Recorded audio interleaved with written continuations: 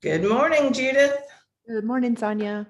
Welcome to the Coach's Cup podcast. I am Sonya Green from SonyaGreenCoaching.com. And I'm Judith Fender. I'm one of the amazing coaches with the No BS weight loss program. And today we have an amazing topic for you on victim mentality. Mm-hmm. We never coach, do we? Never. We never coach ourselves on it either. No. Yeah. But in all seriousness, I want to start this episode with a bit of a disclaimer. First, we are talking about victim mentality, not victim status. Mm-hmm. There are absolutely victims in this world. Things happen every day that create victims in the world, and we are separating this into a discussion of victim mentality. But if you have been the victim of some kind of trauma, Mm-hmm. then this is a situation where you may need to seek a mental health professional. We are not offering mental health advice. Our discussion is for the sake of personal development, just general, everyday, improving your life. Yes. So I did want to start with that disclaimer, and we absolutely acknowledge that victims exist in the world. Mm-hmm. So do you want to start us off with a definition, Judith? You're our Webster girl. You had the simple definition. I had the wordy definition. Yours was more simple. Mine was the blaming yourself externally. Blaming. A victim mentality is someone who looks outside themselves and uses those circumstances as an excuse for their behavior. Yes. Yeah. The I don't even have where I got this definition. I'm a bad researcher this morning, but someone with an external locus of control, which is exactly what you said. Anytime we look outside ourselves for that control, we're giving our control away. 100%. Yeah. We're at the effect. I'm not sure, is that with an A or an E of the world? Yes. Don't give me a grammar. E. I know. I'm only 53 years old and I still. But I want to point out here that victim mentality is not weakness. Right. And so also, I don't want anybody to hear us saying that in any way this is a weakness. Mm-hmm. Victim mentality often begins in childhood. Right. Almost always, that's where it starts. And it's used as a coping mechanism. Mm-hmm. So like most coping mechanisms, at one point, they were useful for our survival. So if you have a victim mentality that developed, that doesn't mean you're weak. That means you're smart. You found a way to survive and move forward. We didn't pregame on this, but it made me think about, so many parents where like I will coach parents around like letting their kids have losses while they're at home. Let them make those failing grades. Let them, have their life at home so that they're not creating for themselves a victim mentality. Because what happens if the parent comes in and saves the child does not learn to save themselves. Exactly. Oh my goodness. I can't even start. But like thinking about the victim mentality and how it started and how, it served a purpose, or it could have been a learned behavior. Absolutely. Yes, absolutely. So, we are not, we all have a victim mentality at some point in our lives. I think that's safe to say. But this podcast is focused on how we can live our best lives. Mm-hmm. And in my opinion, and I think it's safe to speak for you here, we will never be living our best lives if we are giving our control to somebody else. Right. And even it's just even saying it after with all the thought work we've had, it just sounds like what? Yeah. What? We have control of everything. What? Our thoughts and our feelings and our actions. So I'm going to tell a story on myself, and I didn't tell you I was going to tell this, but you're part of this story. Front row. Yeah, no, I'm the one that I'm still kind of laughing about it. But to talk about thought work and how victim mentality still creeps in, even though we're doing thought work, I thought back to a couple of weeks ago. And a couple of weeks ago, so my husband and I were in the midst of moving, and we both tensions get a little high sometimes. And I was helping him move something, and I wasn't paying attention closely, and he got a little upset with me and yelled at me. Not terribly, but he's usually a very soft-spoken person. So, and I am very tender-hearted that way. So when he did that, it's funny because I wanted to cry. And there was a time in my life when I wouldn't have allowed that emotion to begin with. Mhm. And when it happened, I recognized, oh, I want to cry. I'm feeling ashamed. And I went through the whole thing. I processed it. I cried. And later he apologized. And I said, no. I said, this is on me. I am crying because of me, not because of you. But here's the funny part. When I went to you, Judith, and I told you the story, I do I remember the said, story.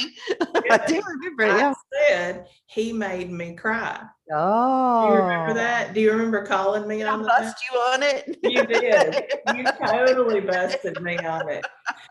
You said he made you cry. And then we both had a good laugh about it.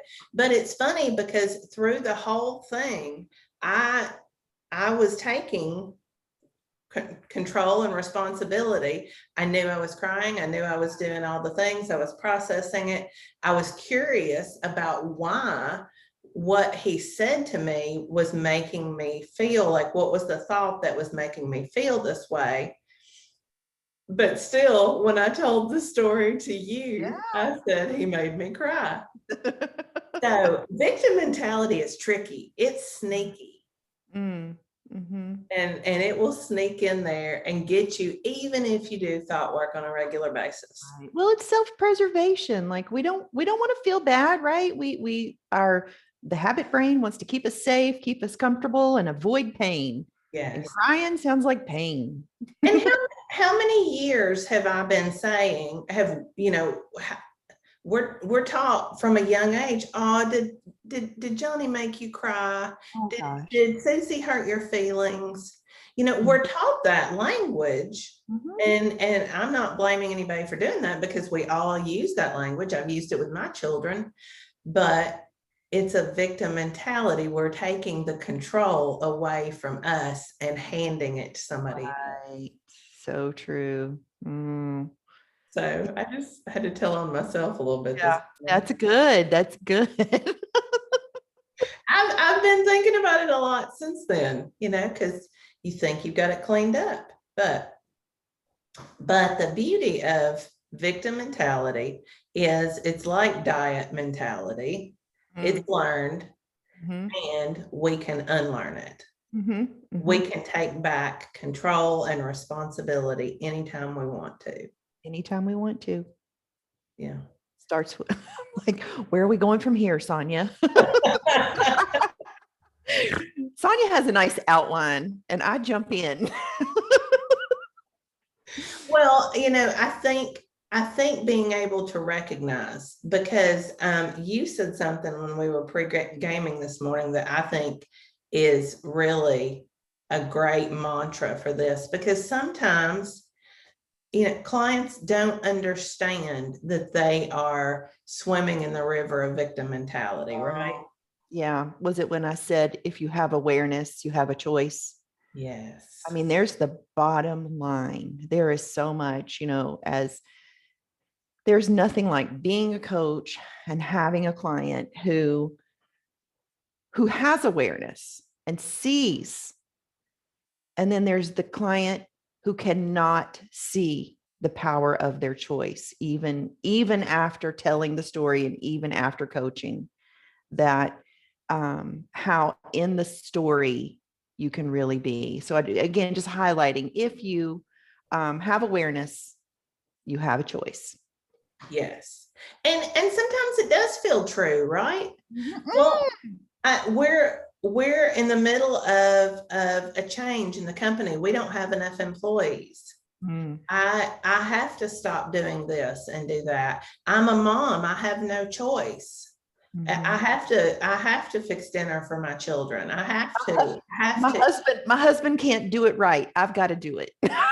Martyrdom. I mean, Yes. Yes. only I can do it the right way. Yes. Everybody else's efforts can match up. They're not good enough. It's just Yeah. me. Yeah. Mm-hmm.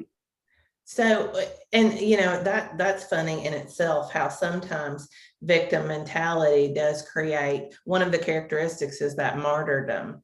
Mm-hmm. We we make ourselves, um, because we don't want to give up control, we give up control. Right. Oh, like Nobody can do it better than me, so my husband can't do it right, so I have to do it. It's all and my children can't suffer without me. I have to suffer for my child. Yes. That's a big one too. Oh Ooh, yeah. my. Right. We could, yeah, yeah. I could talk on that. So some of the characteristics, if you're curious about your victim mentality, tell them about the assessment that you found. So yeah, so I, doing a little poking around research on victim mentality, and I found the locus of control attributional style test on Psychology Today. So if you just go to psychologytoday.com and plug it in, it's a simple 47 question test, and at the end you will get one result, right? So it gave me, like, it was 83. I was 83% internal focus of control, internal locus of control. And to get the rest of the results, it's $6.95. I did not buy the rest. But if you're curious, I didn't realize this. I'm going to go take this afterwards, because I'm a little curious about what mine is. It breaks it down into 4 different categories, like how you see your personal successes, your progress. I can't remember what else, but it's easy enough. Yeah. It is enough. Another way, without taking the assessment, is just to look for the characteristics that we're going to talk about now. And you started us off with martyrdom, so I'm not gonna say anything more about that. But generally, one of the characteristics of victim mentality is negative thinking. Oh my gosh. Yeah, like, The sky is falling all the time. right. And it's so true, because if you are in a negative, like, so we can all drop in and out of victimhood, but Yeah. when we have awareness, we're choosing, like, we can take responsibility from that internal place of what we're thinking, like, COVID, right? So many people blaming COVID for everything, but we know that we know we've never had certainty. It's just a circumstance. But adjusting our thinking, and on a daily basis, sometimes when it affects our travel, or we don't want to wear a mask, or how our thoughts about so many things around COVID, and how it changed our lives. Yes. Yeah. Yeah. So that negative, that just, feeling like you're being rained on all the time, complaining a lot. It goes right Yeah, complaining a lot, again, because you're looking externally at things that are creating unhappy thinking for you, and that you are at the effect of Yes. the outside world. Yes. Yeah. So self-pity, feeling trapped. And then the last one I'm going to talk about, and we're going to talk about this a little bit more in depth, is blame. If you find yourself blaming, I mean, all of these happen together. Usually when you're blaming, you're complaining and you're in a negative headspace and you're feeling sorry for yourself. So these all work together. But if you see yourself in any of these patterns on a regular basis, then probably you need to examine your victim mentality. And blame, I love Brene Brown's definition of blame. I think it's super useful here. She says that blame is the discharging of pain and discomfort, which ultimately tells me that victim mentality boils down to not wanting to accept the discomfort of responsibility. And when I hear that, like, I totally agree.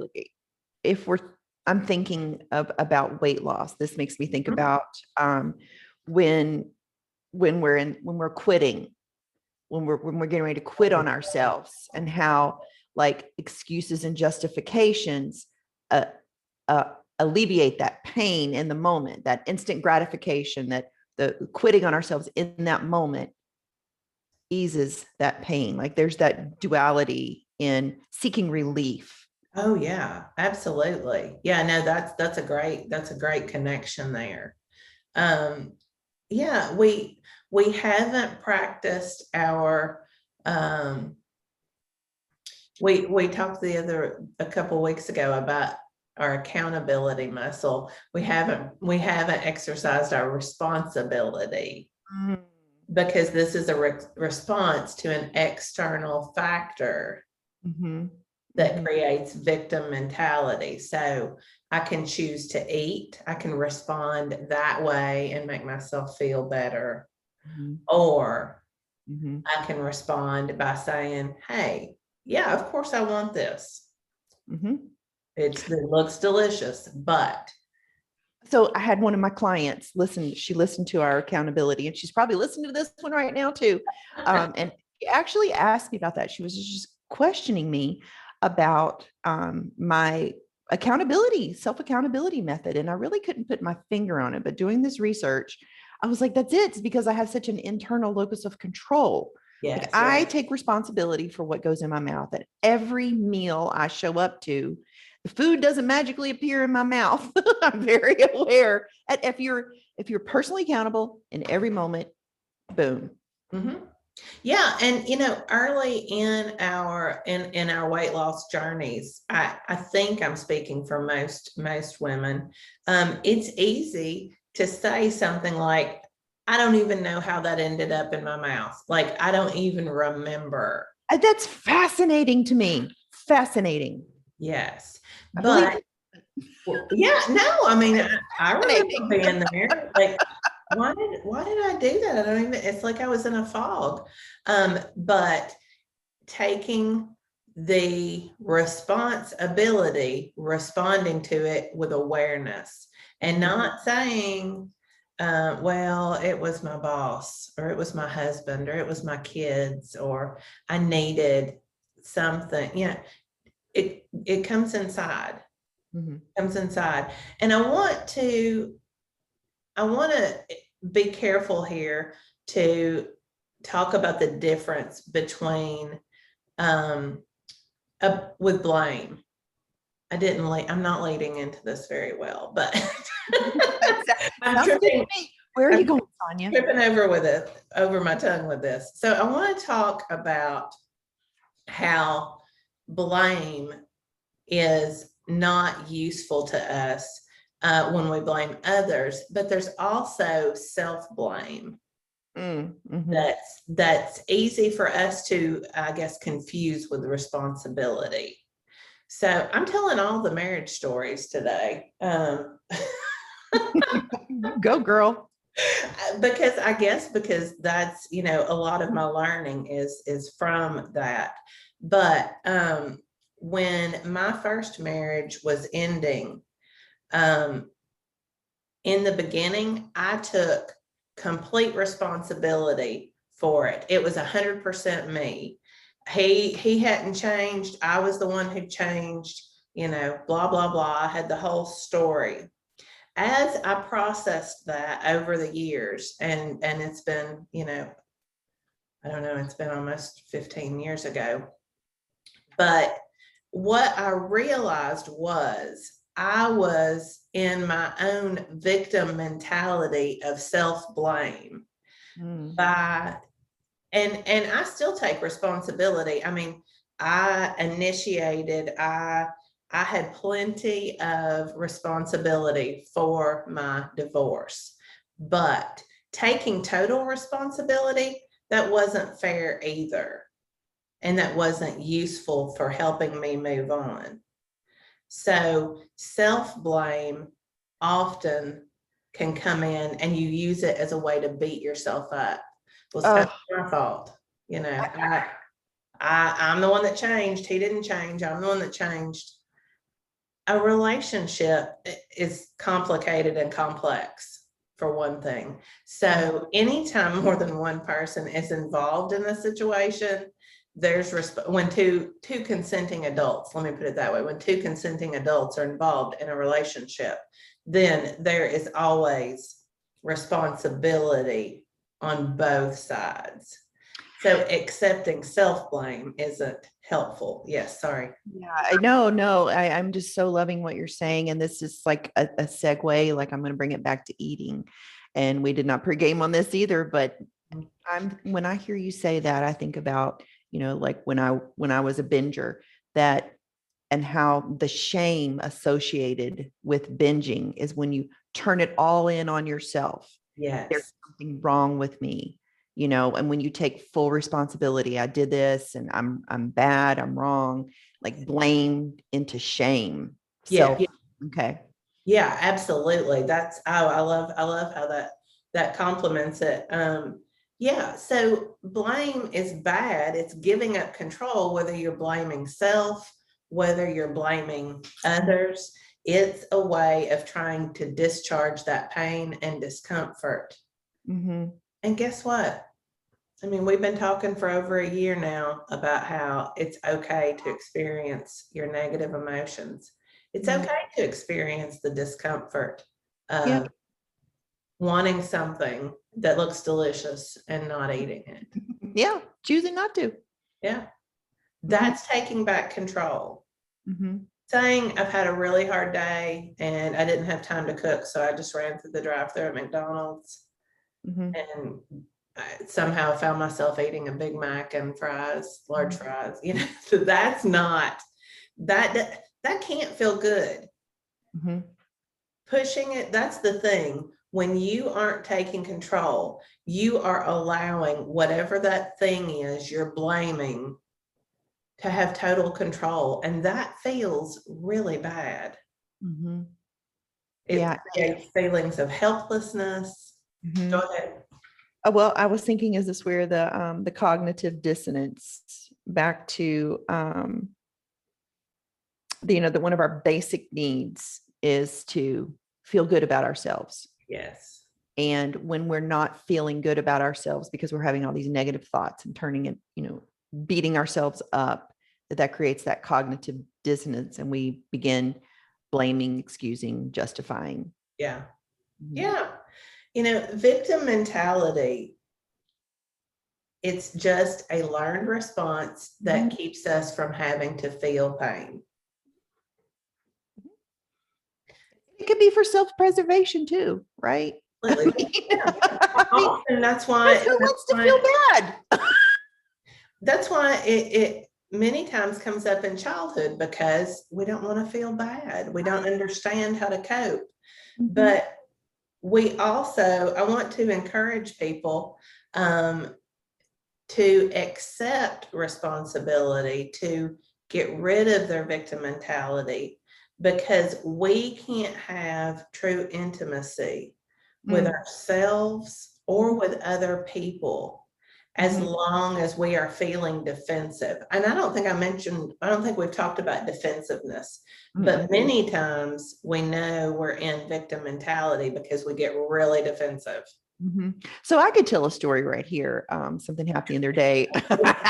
I had I had a review of sorts, and I received some feedback, some data, and I had an immediate reaction of what I thought was shame. And later, after doing some self-coaching and getting coached and processing through, realized it was vulnerability that I was feeling in that moment, because it was important to me, and I thought I was doing the best I could. Right? It wasn't like and I was not defensive, and that was a real clarifying point for myself when I realized that when I was processing through this, I was never defensive. I wasn't blaming, but hearing it, I didn't meet this number, and and I was doing the best I could. And um, so back to um, if I had been defensive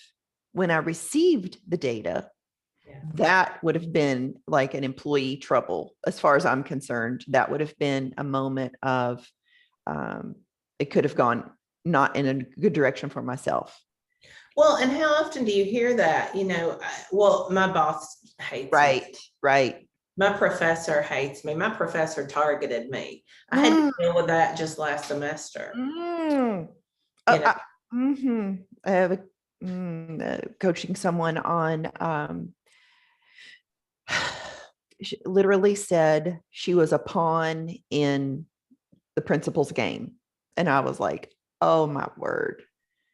This was a huge, like feeling like so helpless, so hopeless at the whim of someone else's, just a flick of the wrist, and her position was changed, and it was very helpless. Well, let's talk about that for a minute, because maybe your boss doesn't like you. There are situations where your boss doesn't like you. And if you complain a lot and they're negative all the time, it could be true that they don't like you. But here's the thing. Here's where we get the choice. And this is the real beauty of making the decision to get rid of victim mentality. It doesn't matter if your boss likes you, if the teacher likes you, none of that matters. Are you going to choose to give your control to that person? Right. That's where the magic is. Okay, your boss doesn't like you. Fine. What are you taking responsibility for here? What can you take control of? So Corinne Crabtree, she used to use this story a lot when she would coach people. And she would call it are you going to it's like putting all your emotional needs in somebody else's basket and asking them to carry it around for you all day. Yes. That's it. And I thought, I haven't heard her say that in a very long time. Let me please bring that back up. Yes. It's exactly what letting someone else walk around with all your thoughts and feelings in their basket, and you have no power. Somebody you're in conflict with. I'm just going to give this, it's all their fault. They're responsible for making me feel better. Are they? What are the chances that you're going to feel better if they're doing it? So it comes back to what's in your control. Yes. What is always in your control, Sonya? Our thoughts. My thoughts are always in my control. And when I get rid of that defensiveness, when I start accepting responsibility, I have been kind of negative lately. And I didn't really take that report as seriously as I should have, or, whatever the thing is, when we start taking responsibility, not blame, but accepting responsibility for our part in the relationship, then I don't need my boss to like me in order to be a good employee. Or to make changes if you have an eating pattern that is not serving you.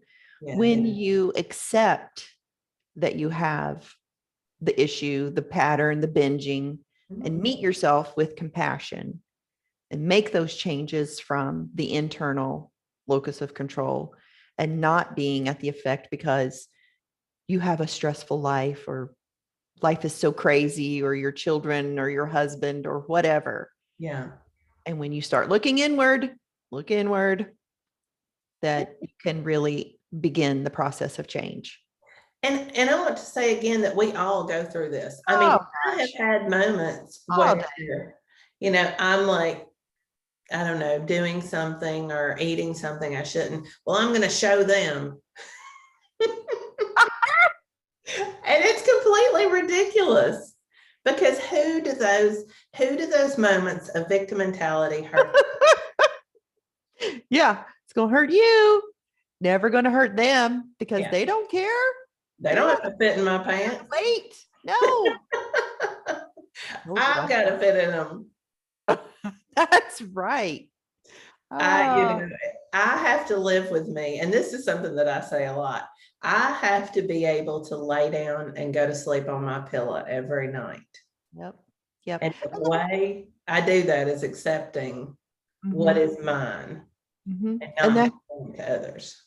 I'm exactly the same. When the client was asking me about my personal accountability, you know, like I'm the one at the end of the day. I know I have complete awareness of everything. We need to do something about having so much awareness. Yeah, maybe there's something to be said for that too. And it takes time. So if you're new to this thought work thing, don't expect that you're going to have total awareness overnight. It's something that we have learned. And like I said, we still make mistakes. Sometimes we still say somebody made me cry. But it's, you know, it's knowing that I can experience the discomfort of accepting whatever it is. It's that the accepting creates, I'm going to use the word like alignment. It creates continuity within, it creates balance, integrity, right? Trust, like all those, what we call those higher vibration feelings. It's, I don't know where my brain was just traveling as you were talking. So sorry. I was actually thinking of a call to action. And now I forgot it that fast. But, you know, ultimately, if we can give up the blame, the negative thinking, the complaining, the self-pity, we make room. Like you said, we make room for all of the positive emotions to come in. I can feel whatever I need to. I can accept responsibility, and I can look at that other person with a real feeling of compassion and compassion for myself. It's such a good tie-in right here. I'm thinking of, like we were talking about, creating relief and how excuses and justification create that instant relief. But you know what else can recreate instant relief is taking responsibility for your feelings. It does. Thoughts and feel like right there, you're taking personal responsibility, releases yourself, and you can lean into figuring it out. Yeah, because we're human. We are not perfect. We are human. All day long. Yeah. All right. So anything else you want to say about victim mentality and why it's one of those other energy sucks? I mean, honestly, it just takes up all of your emotional energy. Right. If you feel like someone is carrying your feelings around in their basket or their back pocket, or you're at the effect of the world, take a minute. If you're listening to this, right, and check in. What do I have control over? Am I making this a me problem or a them problem? And how can I best serve myself and take responsibility for my thoughts and feelings today? Yeah. Yeah. Because, you know, if many times when I'm coaching women on something in their work life or their career, you know, and they're blaming other people, Mhm. Their thought is, I want to change the circumstance. I want to get a new job. Yeah. But anytime you think that a circumstance change is going to take care of your problems, what happens? Oh, yeah. The problem goes with you. Yes. It's like you don't leave a marriage, you don't leave a job, you don't make these changes on your worst day. You Right. leave on your best day when you love your job. Yeah, absolutely. I mean, that is, and it's not always easy. Nope. There are plenty of times when you do need to leave your job, or you may need to leave your marriage, but you need to also understand that any victim mentality that you have, that's going to follow you to the next job, to the next relationship, to the next day. So why do that? And we're just one thought away. When you have awareness, when you have the ability to do this, which you and I like, the more you practice thought work, the more you can see it in every moment of your day where we're always choosing. Yeah. So I do want to come back to say, I do have compassion for people who do not have the awareness. I think I was laughing, but it was it's just with compassion. Yeah. For the journey. Cause we've all been there. Absolutely. We have. In one So way or another, we all have blind spots. yeah. Yeah. And this is, I guess, a good time to segue into a call to coaching. If you're interested in coaching on your victim mentality, whether it's around, other people, whether it's around food, whatever, then that's also a good time to get someone else's perspective. And a life coach can be a great person to help you with that and get you on the right track so that you can do your own self-coaching. 100%. All day long. I would agree with that. Best investment I ever made. Yeah. So if you're looking for a life coach, you can find me at sonyagreencoaching.com, and so we can set up, usually I do a consult, and then we set up a plan for you. And if you wanted to work with me, you would find me through the No BS weight loss program. And also, I want to ask, while we're asking for all of these things, I wanted to ask you to leave us a review. A 5-star review. A 5-star review. Yes, that's what I always ask for, a 5-star. It's okay if it's 4.5. That's, we can live with that, but we do want those reviews, because what those reviews do is they help other people find us. Is that true? That is true. Okay, yes. Can you educate us here real quickly? Well, the more reviews that we have, that kind of bumps up when people are searching. Okay. That kind of bumps us up in the search. So we absolutely want those reviews. And it also gives people a reason to listen to us when they read the wonderful things that you all have said about our podcast. We appreciate that. We really do. But it also helps other people. It brings them in to find us and to listen as well. So put your reviews in our review basket. Yes, please put that in our review basket, whether it's on iTunes, Google Podcasts, whatever outlet you use. All right, so we'll be back next week. Until then, I hope you have a wonderful week. Yeah, same. Bye-bye.